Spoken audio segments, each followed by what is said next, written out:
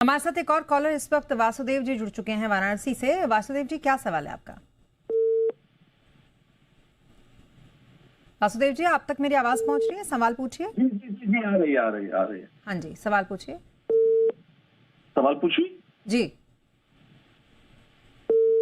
मेरा सवाल ये है कि मेरे पास IRFC, Tata steel, HDFC, IRFC तो मान के चलिए कि मेरे पास फ्री में है। मैंने एवरेज करते करते उसको 21 में एवरेज किया था, 5,000 से ज्यादा शेयर है, ठीक। और मैंने उसमें प्रॉफिट किया, डिविडेंड मिला। तो मेरा थोड़ा जैन सर से सवाल है कि प्रॉफिट, जैसे मुझे पैसे की आवश्यकता नहीं है, तो क्या इसके बावजूद भी प्रॉफिट में रहूं तो प्रॉफिट बुक करना चाहिए क्या? ये तो बहुत बढ़िया सवाल आपने पूछा है। करना चाहिए क्या सर? जब प्रॉफिट में आप रहें उसके बाद भी प्रॉफिट बुक, और पैसे की जरूरत ना हो फिर भी प्रॉफिट बुकिंग करनी चाहिए?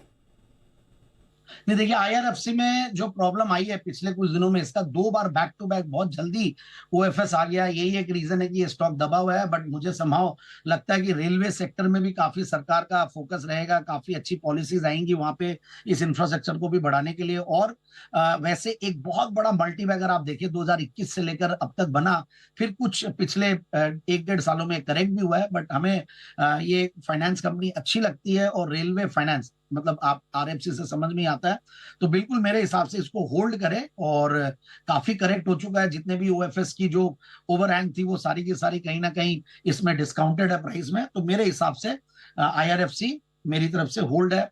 इन्होंने शायद एचडीएफसी बैंक के ऊपर भी सवाल पूछा। एचडीएफसी बैंक भी देखिए, अनिल जी ने तो बहुत निचले लेवल्स पे रेकमेंड किया था, और बहुत जबरदस्त वो सटीक भी रही है वो चीज और रिकमेंडेशन और राय। तो मेरे हिसाब से अभी भी होल्ड ही करना चाहिए ये स्टॉक। इनफैक्ट 800 तक बहुत तकलीफ से पहुंचा, काफी करेक्ट हुआ, कुछ इनके इश्यूज आए थे, बट वो धीरे धीरे सब रिजॉल्व हो रहे हैं। तो मेरे हिसाब से एचडीएफसी बैंक इनफैक्ट मेरी तरफ से होल्ड है। और टाटा स्टील भी इनफैक्ट एक वैसे सिक्लिकल स्टॉक होता है, कमोडिटीज और स्टील वाले स्टॉक्स, बट एक बार मेरी तरफ से होल्ड है। मार्केट का माहौल देखते हुए और मार्केट में जो भी एक लार्ज कैप्स की अंडर प्राइसिंग या अंडर वैल्यूएशन चल रही है, तो मुझे लगता है कि आने वाले दिनों में लार्ज कैप्स में एक अच्छा पार्टिसिपेशन आएगा।